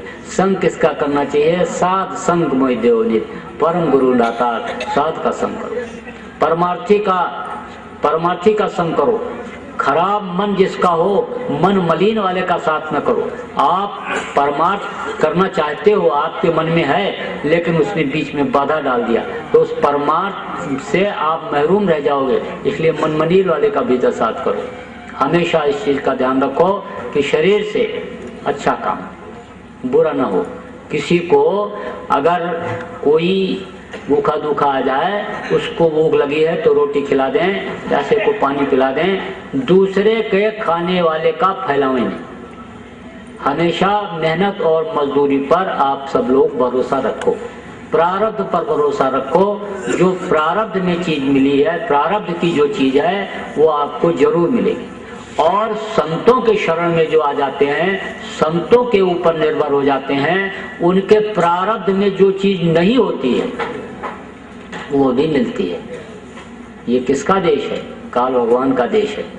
लेकिन काल लोग कहते हैं बाधा डालता है, काल मदद भी करता है। जब वो ये देखता है कि पिता के आदेश के पालन में ये लगे हुए हैं, तो काल जो हम लोगों का बड़ा भाई पहले आया, हम लोग बाद में आए, वो मदद कर देता है। तो उसके अधीन जितनी भी चीजें होती हैं, खाने पहनने की, दुनिया की यानी जरूरत की चीजें, वो कम नहीं होने देता है। भक्ति आ जाए, गुरु के आदेश के पालन में भगत लगा रहे तो रोटी की कमी नहीं होगी। भगत अगर भूखा सो जाएगा तो काल से हिसाब हो जाएगा कि भगत भूखा कैसे सो गया। इसलिए वो खुद डरता रहता है। इसीलिए कहा अजगर करे न चाकरी और पंछी करे न काम, और दास मलूका कह गए सबके दाता राम। तो आप मेहनत और मजदूरी पर अपने भरोसा प्रेमियों रखो, उसी में आपको बरकत मिलेगी। आपको लाख रुपया दे दिया जाए और बरकत छीन ली जाए तो वो सब जो है आपका पूरा नहीं पड़ने देगा। बरकत जो छिलेगी वो पूरा नहीं पड़ने देगी। और बरकत अगर मिल जाए, थोड़ा ही रहे, तो उसी में आपका गृहस्थी का काम चल जाएगा। इसीलिए लोग पहले के समय में दशमांश गुरु का निकालते थे। तनख्वाह पाते ही दशमांश निकाल करके गुरु के लिए रख देता था गृहस्थ। जब अनाज पैदा होता तो खलियान में ही दशमांश गुरु का निकाल के अलग रख देता था। जब व्यापार का हिसाब शाम को करता, दुकान का हिसाब शाम को करता, दशवांश गुरु काल निकाल के रख देता था। ये माताएं बहनें बैठी, जब ये रोटी बनाने के लिए जाती थी तो आटा चुटकी निकाल करके अलग रखती, चावल बनाती चावल अलग रखती, दाल बनाती दाल एक चुटकी अलग निकाल के रख देती थी, और कोई दरवाजे पर आता भूखा धोखा उसको दे देती, कहीं भंडारा हो रहा वहाँ दे देती, तो बरकत होती थी। 5 आदमियों का खाना बना, 7 आ गए तो वो भी खा जाते थे, बरकत मिलती थी। मुख्य चीज है बरकत। तो मेहनत और ईमानदारी की कमाई में बरकत मिलती है, इसलिए हमेशा इस पाठ को आप याद रखो। लक्ष्मी कमाई नहीं जाती है, लक्ष्मी आकर के बैठ जाती है, और जब वो ये देखती हैं कि हमको अच्छे काम में लगा रहा है तब वो रुक जाती है, और नहीं तो खिसक जाती है। माया तो है राम की, मोदी सब संसार, और जाको चिट्ठी उतरी सोई खर्चनहार। जिसको हुक्म होता है कि तू खर्चा कर, वही खर्चा करता है। नहीं तो कमाते बहुत से लोग हैं और खर्चा और लोग करते हैं, खर्च नहीं कर पाते। कमाए बहुत तरीके से, झूठ भी बोले, बेईमानी भी किए, धोखा भी दिए, चोरी भी किए, कत्ल भी जरूरत पड़ने कर दिया, लेकिन रहता नहीं कुछ। और अगर इकट्ठा भी किया तो अब रोग हो गया तो डॉक्टर कहता है दलिया खाओगे, सूखा फुल्का खाओगे तो सोना कोई थोड़ा चाटेगा। अरे सोना रखे रहो, हीरा रखे रहो, लेकिन डॉक्टर ने कह दिया जिंदा रहना है तो तुम फुल्का और लौकी की सब्जी खाओगे, मूंग की दाल का पानी और फुल्का खाओगे, और कुछ खा नहीं सकते हो। अब तुम सब खा चुके, और अगर तुमने कुछ खाया तो समझ लो तुम्हारा टिकट यहाँ से कटने लगेगा। तुम समझ लो दूसरे का हिस्सा खा रहे हो, तो अब वो तुम्हारे काम थोड़ा आएगा। 10 लाख रुपया आपने हिसाब किया और तिजोरी में बंद कर दिया, दुकान बंद करके, और घर में आकर के सो गए 11 बजे रात को, और 2 बजे रात को इनकम टैक्स का छापा पड़ गया और तिजोरी सील हो गई, तो 2 रुपया सुबह निकाल पाओगे? नहीं निकाल पाओगे। सालों मुकदमा चलेगा, कई साल मुकदमा चलेगा, और वो रुपया देख भी नहीं सकते हो जिसको तुमने उसमें बंद किया था। तो अब चिट्ठी ऊपर से कट गई, चिट्ठी कट गई। इसीलिए कहा गया कि माया तो है रूखड़ी, 2 फल की दातार, और खावत खर्चत मुक्ति दे, और संचित नरक द्वार। इकट्ठा करने पर नरक का दरवाजा भी दिखा देती। आपके जेब में पैसा नहीं है और कहीं जा रहे हो, किसी ने गाली दे दिया तो कहोगे बोलो नहीं, दिन दशा खराब है, गाली कहीं लगी नहीं रहती है। और अगर जेब में पड़ा है 10-20 हजार रुपया और किसी ने ऐसे तिरछा देख लिया तो कहोगे निकाल लो ऑफिस की, निपट लेंगे। अब वो बात नहीं है पहले वाली, जेब गर्म है, दे लेके सब निपटा लेंगे। अब झगड़ा कर लिया, मार कर लिया, आपने मारा उसको, उसका हाथ पैर टूट गया, उसने आपको पटक दिया, अगर आप कमजोर पड़े तो आपका हाथ पैर टूटा, चलो दवा कराओ, चलो मुकदमाबाजी करो। मार दिया आपने, वो मर गया, तो आदमी मारने का पाप लगा कि नहीं लगा? अब नरक का दरवाजा खुला कि नहीं खुला? तो माया तो है रूखड़ी, 2 फल की दातार, और खावत खर्चत मुक्ति। खाते खर्चे करते रहो तो मुक्ति मोक्ष उसी से मिल जाएगा, उसका भी रास्ता प्रशस्त हो जाएगा। अच्छे काम में लगाते रहोगे तो मुक्ति मोक्ष का भी दरवाजा खुल जाएगा। तो इसलिए इस तरह से कहा गया कि इकट्ठा नहीं करना चाहिए, और इकट्ठा करने वाला कर भी नहीं पाता, और जिसके पास नहीं रहता है वो करता भी जाता है। सीकर में एक फतेहपुर तहसील है राजस्थान में, तो उसमें एक दानी हुआ, तो उसका नाम था सोहन लाल दुग्गल। तो सुबह 10 बजे जाओ, 11 बजे जाओ, तो उसके पास कुछ नहीं रहता था। कोई मांगने के लिए जाए तो कहता था 4 बजे आओ, और 4 बजे कहाँ से आ जाता था उसको नहीं खबर, लेकिन आ जाता था। तो दान करने जब वो बैठता था तो ऐसे सिर को नीचे किए रहता था, और उठा उठा करके ऐसे देता जाता, जो आवे उसको ऐसे देता जाए। तो एक आदमी आया तो उसने कहा, उस समय लोग दोहा चौपाई छंद में श्लोक में बात करते थे। तो एक आदमी ने कहा ऐसी देनी देन को, ऐसी देनी देन को कित सीखे हो सैन, और ज्यों ज्यों कर ऊंचो उठे त्यों तो नीचो नैन। उसने कहा ये देनी तुमने कहाँ से सीखी कि जैसे जैसे तुम हाथ उठा उठा करके देते हो वैसे वैसे तुम्हारा सर नीचा होता जाता है, और लोग एक देते हैं तो 10 पुकरवाते हैं, तो 10 पत्थर में नाम लिखाते हैं, और तुम दान दे रहे हो तो तुम सिर को नीचे क्यों किए हुए हो? ये देनी तुमने कहाँ से सीखी? ये तरीका तुमने कहाँ से सीखा? तब उसने जवाब दिया कि देनहार कोई और है, देनहार कोई और है, देत रात दिन रैन और लोग भरम मुझ पर करत तासो नीचो नैन। लोग मुझ पर भड़क कर रहे हैं कि सोहन लाल दे रहा है, सोहन लाल दे रहा है, सोहन लाल दे रहा है, तो मैं हमारे शर्म के सिर को नीचे कर लेता हूँ और देने वाला जब दे रहा है तो मैं बांटा हूँ। तो सारी व्यवस्था उसी की है, लेकिन नियत से बरकत होती है। नियत अगर सही रहेगी तो बरकत होगी, और नियत खराब हो जाएगी बरकत खत्म हो जाएगी। तो ज़्यादा समय आपका नहीं लेना चाहता हूँ, लेकिन जो नए लोग आए हो उनको थोड़ा सा जय गुरुदेव नाम के बारे में बता देना चाहता हूँ कि जिससे आपको कुछ मिल जाए और आप जिससे कुछ पा सको। तो ये जय गुरुदेव नाम ये किसी आदमी इंसान का नाम नहीं, ये भगवान परमात्मा का नाम है। जय गुरुदेव नाम का प्रचार करने वाले बाबा जय गुरुदेव जी महाराज ने खुद अपने श्रीमुख से इस बात को फरमाया है कि मेरा नाम जय गुरुदेव नाम नहीं है। उन्होंने अपना परिचय दिया तो कहा मेरा नाम गोस्वामी जी महाराज का नाम। जिन्होंने रामायण लिखा हम लोगों के गुरु हैं तो नाम नहीं लेते, तो वो नाम बताया उन्होंने। और 109 वर्ष की अपनी उम्र बताते और कहते मेरा अपना कोई बच्चा नहीं, लेकिन तुमको मैं आध्यात्मिक दृष्टिकोण से अपना बच्चा मानता हूँ और तुम्हारे लिए ही मैं 109 वर्ष की उम्र में इतनी मेहनत भी कर रहा हूँ। तो जब वो अपना परिचय देते हैं तो इस तरह से बताते हैं मथुरा में आश्रम है और पूरे हिंदुस्तान में जय गुरुदेव नाम प्रभु का है, उसका मैं प्रचार करता हूँ। तो यह जय गुरुदेव नाम ये भगवान परमात्मा का नाम और इसमें परमात्मा की पूरी शक्ति पावर भरी हुई है। जब जब महापुरुष इस धरती पर आते हैं तो वे एक नाम को जगाते हैं। जैसे त्रेता में जब भगवान राम आए थे तो उन्होंने राम नाम जगा करके यानी राम नाम में शक्ति भर दिया था। आपको याद होगा कि जब लंका पर विजय प्राप्त करने के लिए भगवान राम जा रहे थे तो समुद्र में पुल बनाने की जरूरत पड़ी थी। तो पत्थर के ऊपर राम राम लिख करके समुद्र में डाला गया था, सारे पत्थर तैरने लगे थे। जब कृष्ण आए तो कृष्ण नाम में शक्ति बढ़ी। कृष्ण कृष्ण जिसने जहाँ पर पुकारा कृष्ण वहाँ पर खड़े हुए मिले। द्रौपदी को उबारा, ग्राह को, तमाम ऐसे उदाहरण मिल रहे हैं। त्रेता और द्वापर के पहले सतयुग था। सतयुग में गुरु की पूजा होती थी और गुरु नाम में शक्ति थी, गुरु नाम से ही उद्धार होता था। उसी गुरु नाम को बाबा जय गुरुदेव जी महाराज ने जगा लिया और गुरु के पहले जय लगाया। जा माने जयमान, या माने जो, जयमान माने जो हमेशा रहे। तो हमेशा कौन रहता है? गुरु। गुरु बिन भव निधि तरे न कोई, जो वीरन शंकर समोई, चाहे ब्रह्मा या शिव के समान कोई होगा, बगैर गुरु के पार नहीं हो सकता। लेकिन वो गुरु कैसा होना चाहिए इस पर भी विचार करने की जरूरत होती है।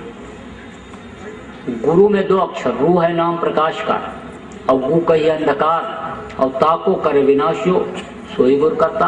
इन बाहरी आंखों को बंद किया तो अंधेरा होगा, लेकिन इन बाहरी आंखों को बंद करने पर जो अंतर में उजाला ला दे वो वास्तव में सच्चा गुरु, समृद्ध गुरु होता है। लेकिन अब आजकल लोग ऐसे गुरु की खोज कम करते हैं क्योंकि वो बुराइयों से लोगों को अलग करना चाहते हैं, बुराइयों को छुड़ाते हैं। तो बुराइयों के छोड़ने में थोड़ी तकलीफ होती है। धोबी जब कपड़ा को धोता है तो पटक करके धोता है और उसको निचोड़ता है, तब उसकी मैल निकलती है तो कपड़ा सिकुड़ जाता है, ऐंठ जाता है, फिर उसको झींटता है, खींचता है, फैलाता है, सुखवाता है किसी तरह से। तो इसी तरह से बुराइयों के छोड़ने में लोगों को तकलीफ होती है। अब उनको ये नहीं मालूम है कि पैर में बच्चे के फोड़ा अगर हो गया तो फोड़े को अगर काट करके उसमें दवा नहीं भरवाएंगे तो नासुर बन जाएगा, लेकिन फोड़े का जब ऑपरेशन होगा तो बच्चा रोएगा, चिल्लाएगा, पैर तो पकड़ना ही पड़ेगा। इस चीज को नहीं सोचते हैं कि दवा भरना जरूरी है, नहीं तो नासुर बनेगा। बस ये देखते हैं कि बस सरल हो, आसान हो, कोई बुराई न छोड़ना पड़े, वो काम होना चाहिए, वैसा गुरु होना चाहिए। तो सचिव वैद्य गुरु 3 जो और प्रिय बोले भयास और राजधर्म तन 3 कर हुए बेगी है नाज। अगर मीठा गुरु बोला, मीठी बात किया तो समझ लो धर्म चला जाएगा। और सचिव वैद्य राजा का जो सचिव यानी राजा का जो मंत्री है, राजा की मुंह देखी बात करे, राजा को सही सलाह न दे तो समझ लो राज खत्म हो जाएगा। और वैद्य मरीज के मुताबिक अगर उसको खाने पीने को बता दे जैसी उसकी इच्छा करती रहती है तो समझ लो शरीर खत्म हो जाएगा, रोग बढ़ता जाएगा। लेकिन अब लोग उनको पसंद करते हैं कि जो बुराइयों से ना अलग करें। एक आदमी जा रहा था तो रामायण की चौपाई बज रही थी, गुरु बिन भाव निधि तरह न कोई और जो विरंच शंकर सम हुई। तो उसने कहा ब्रह्मा और शिव के समान कोई होगा, लेकिन बगैर गुरु के नहीं पार हो सकता, तो गुरु करना बहुत जरूरी हो गया। थोड़ी दूर और आगे बढ़ा तो कबीर साहब की वाणी पढ़ी जा रही थी, निगुरा मुझको ना मिले पापी मिले हजार, यक निगुरे के शीश पर लख पापी का भार। लाख पापियों का बोझा निगुरा के सिर पर होता है, तो मुझे तो गुरु अब करना पड़ेगा, नहीं तो मैं अपना पाप तो ढो ही नहीं सकता, लाख पापियों का बोझा कैसे ढो पाऊंगा। सोचने लगा कि मंदिर के पुजारी को गुरु बनाऊं कि मठ के मठाधीश को गुरु बनाऊं कि आश्रम के महंत को गुरु बनाऊं, गुरु बनाऊं किसको बनाऊं। सोचता हुआ जा ही रहा था, तब तक उधर से दंड कमंडल लटकाए हुए साधु बाबा आ रहे थे। मोड़ मुड़ाया, खाने को जब नहीं मिलता कहते मोड़ मुड़ाओ, कपड़ा बदलो, चलो। नारी मुई घर सत्यानाशी और मूल मुड़ाए भैया सन्यासी, कहते हम सन्यासी बन जाओ। मूल मुड़ाए 3 गुण, सिर की मिटे खाद। मूल मुड़ाए 3 गुण, सिर की मिटे खाद और बनी बनाई रोटी मिले और लोग कहें महाराज। तो मुड़ाए हुए उधर से आ रहे थे तो उनको देखा, पैर छुआ तो कहा कि महाराज आप हमारे गुरु बन जाओ। तो वो तो खोज ही रहे थे कोई चेला मिले कि जिसको मूड़ूं। बोले देखो मंत्र तो मैं दे दूंगा, लेकिन यह है कि सामान तुमको सब लाना पड़ेगा, लोटा धोती लंगोटी अनाज बिस्तर फल फूल मेवा जो कुछ लगता है वो सब लाना पड़ेगा। उसने कहा सामान तो सब मैं ले आऊंगा, लेकिन महाराज मुझको कोई ऐसा मंत्र दे दो कि जिससे बड़े आदमियों की सोसाइटी हमारी न छूटे, क्योंकि मैं बड़े आदमियों के बीच में रहता हूँ। तो सुबह उठ करके 4 अंडे का तो नाश्ता करता हूँ, 2 किलो मांस खाता हूँ, 3-4 बोतल शराब पी जाता हूँ, चोरी व्यभिचार खून कत्ल दंड फंद सब काम मुझे करना पड़ता है।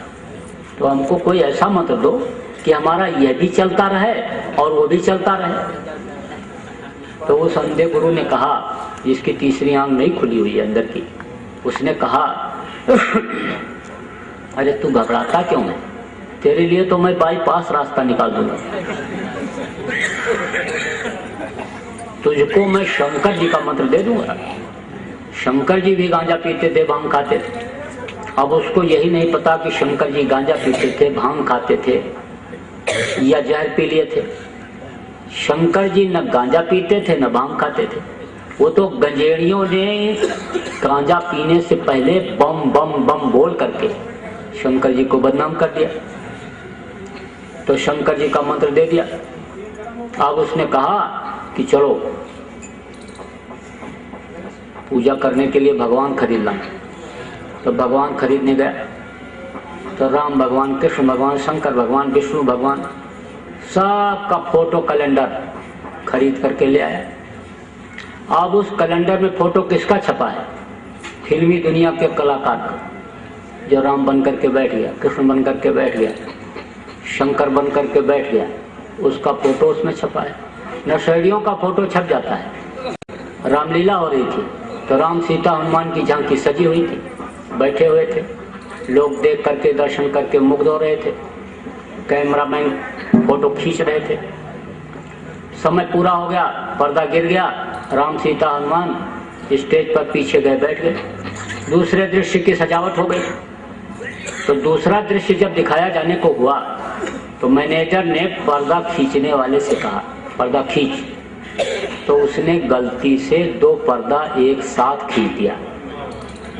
तो पब्लिक आगे का भी दृश्य देख रही है और पीछे राम सीता हनुमान जो बैठे हैं वो भी दिखाई पड़ रहे हैं। तो क्या देखा लोगों ने कि रामचंद्र जी बैठे खैनी तंबाकू मल रहे हैं और सीता जी बैठी बीड़ी पी रही हैं।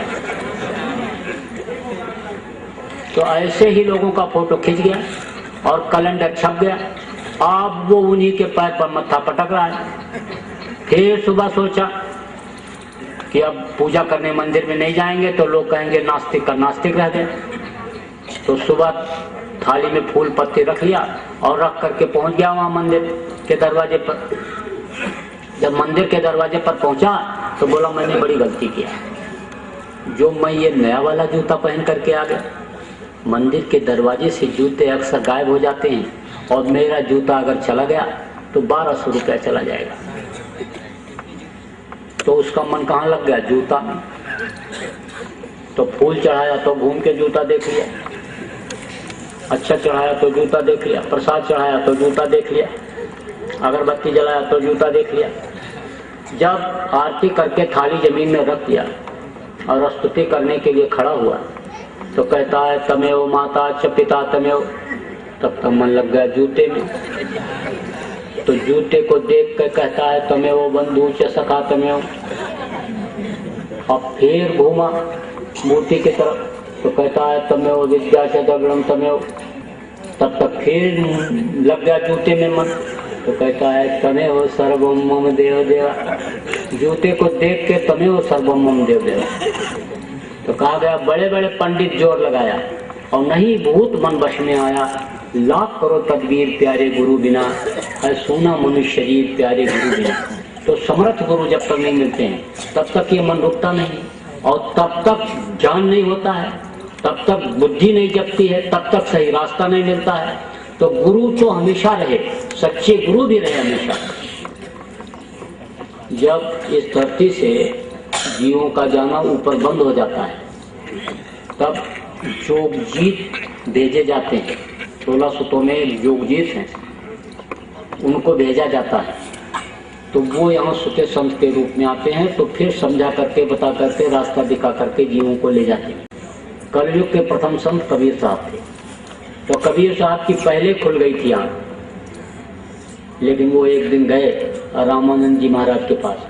तो रामानंद जी महाराज का जो आश्रम था वहाँ पर सवर्ण लोग ही जाते थे और इनको चुलाहा कहते थे लोग, मलक्ष कहते थे कबीर साहब।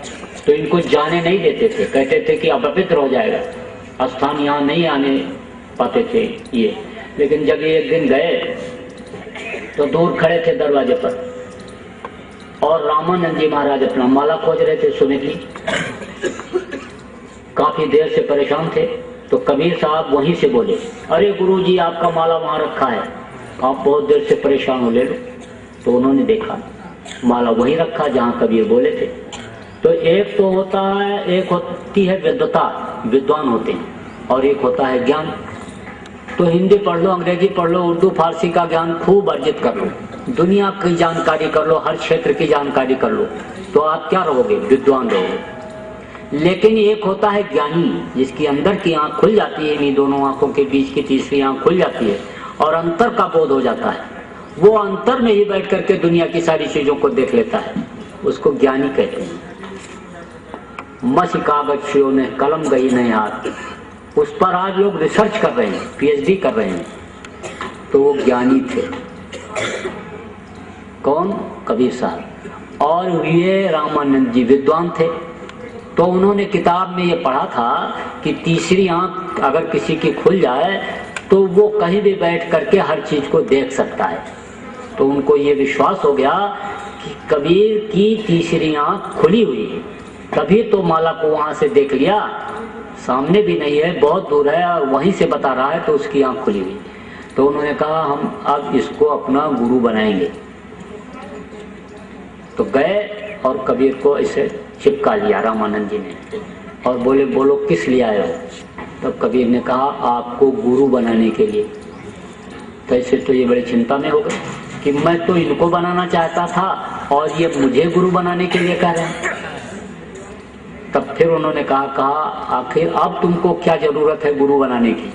तुम्हारी तो पहले से खुली हुई है, तीसरी आंख, थर्ड आई, आत्मचक्षु तुम्हारा पहले से खुला हुआ है, तो अब तुमको क्या जरूरत है गुरु बनाने की?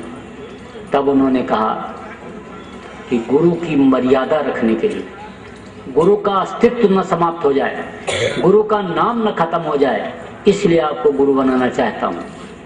तब भी रामानंद जी को संतोष नहीं हुआ। तो रामानंद जी ने कहा कि आखिर मेरा क्या होगा जब तुम मेरे गुरु बन जाओगे तो मेरा क्या होगा। तब कबीर साहब ने कहा कि इस जन्म में आप मेरे गुरु रहोगे, अगले जन्म में आपको पार कर दूंगा। तो गुरु हमेशा रहे, इसलिए बाबा जी ने जय लगाया। और देव माने देने वाला। जो सच्चा गुरु समर्थ गुरु होता है वो देता ही है, लेता कुछ नहीं। लेता क्या है, जो कोई लेने को न तैयार हो। जैसे बाबा जय गुरुदेव जी महाराज कह रहे कि तुम अपनी बुराइयों को मुझे दे दो, मैं अपने ज्ञान अग्नि के द्वारा जला दूंगा और तुम्हारे अंतःकरण को साफ कर दूंगा, नाम रूपी रत्न तुमको दे दूंगा। तीसरी आंख के ऊपर जड़ी लगाओगे, आंख खुल जाएगी, दिव्य दृष्टि खुल जाएगी। तो यह जय गुरुदेव नाम, ये मालिक परमात्मा भगवान का नाम।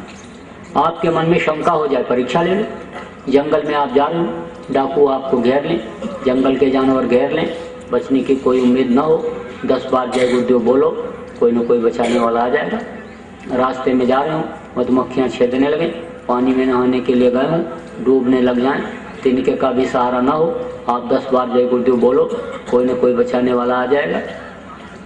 कोई आदमी बीमार है, दवा फायदा नहीं कर रही है, आप दवा को पिला चुके हो, 10 बार जय गुरुदेव बोल करके उसी दवा को फिर से पिला दो और बढ़ा के लटा दो।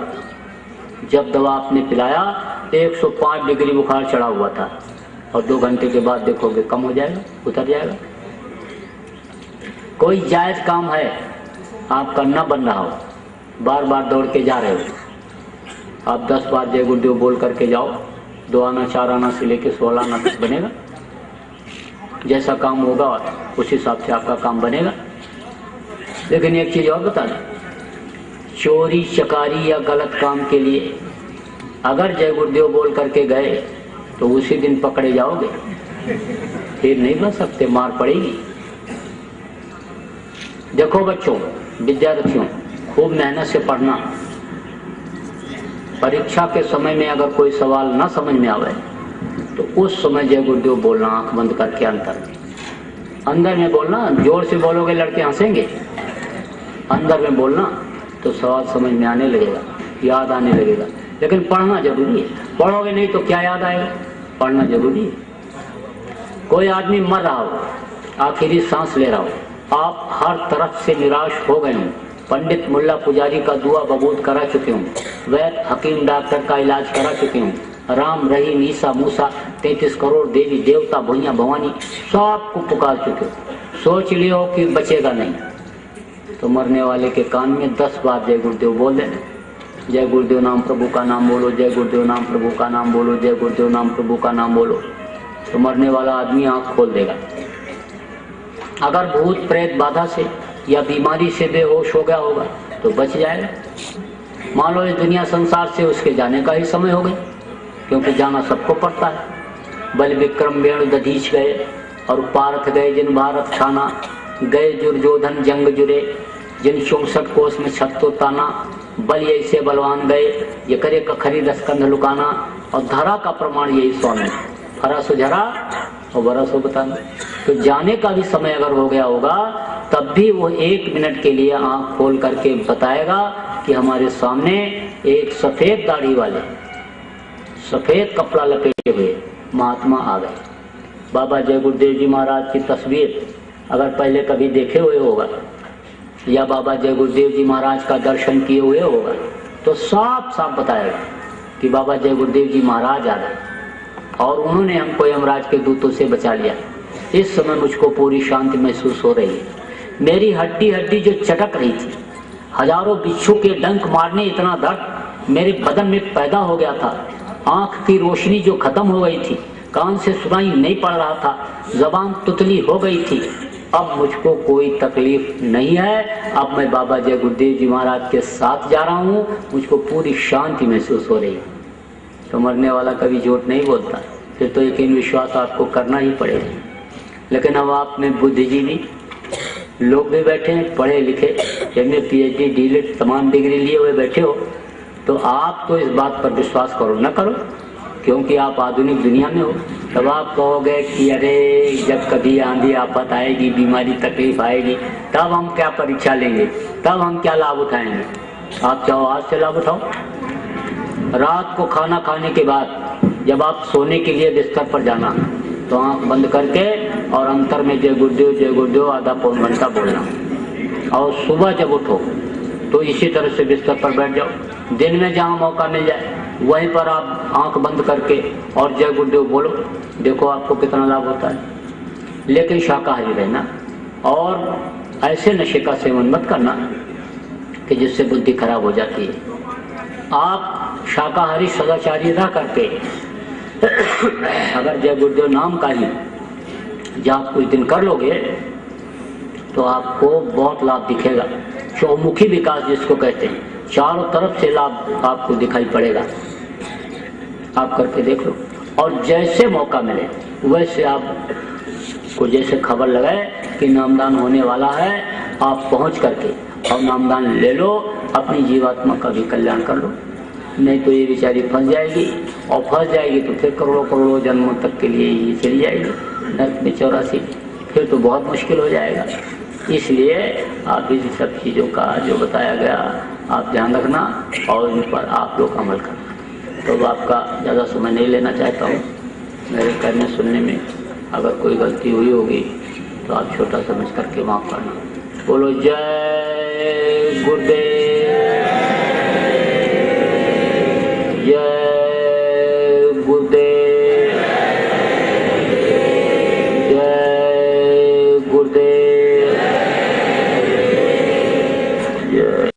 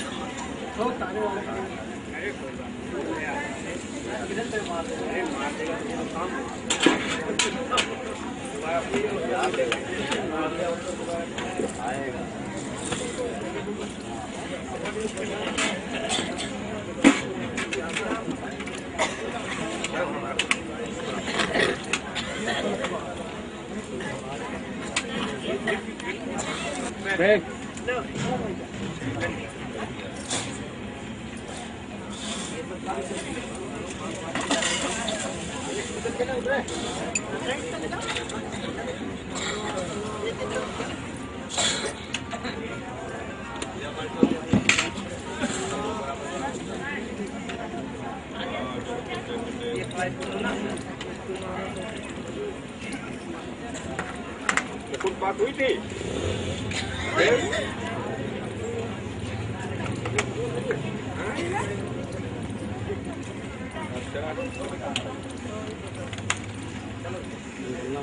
कुछ राम